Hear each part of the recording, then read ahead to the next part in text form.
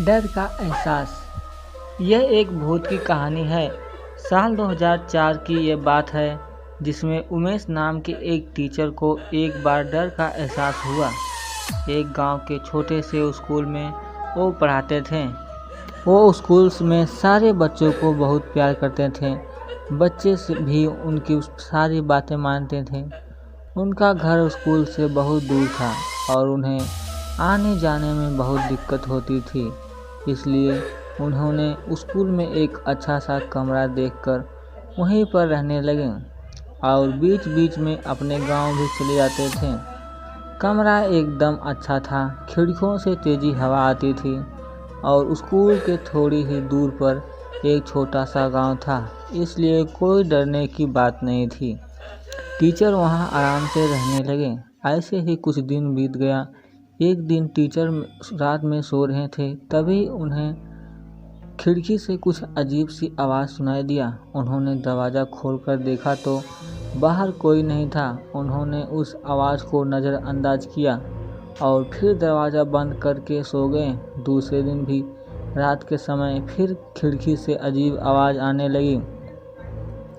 Teacher ने गुस्से में कहा, कौन है खिड़की पर जो इतनी रात को हमें परेशानी कर रहा है?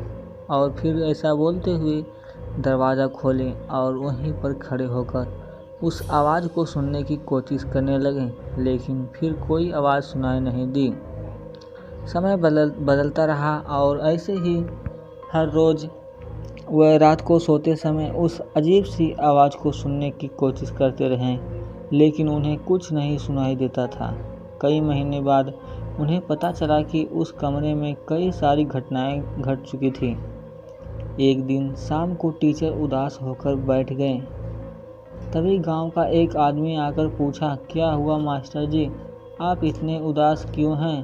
तब टीचर ने उस आदमी को रात में होने वाली सारी घटना को बता दिए। तब उस आदमी ने टीचर को बताया, बहुत साल पहले इस कमरे में कई सारी घटनाएं हो चुकी थी और इस कमरे में एक स्वामी नाम का आदमी अपने परिवार के साथ रहता था।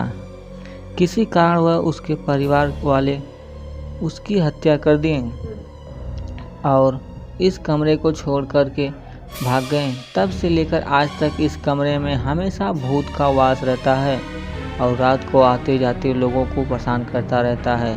टीचर की इस बात को सुनकर काफ़ी डर गया था और कमरे में जाने की हिम्मत नहीं कर रहा था।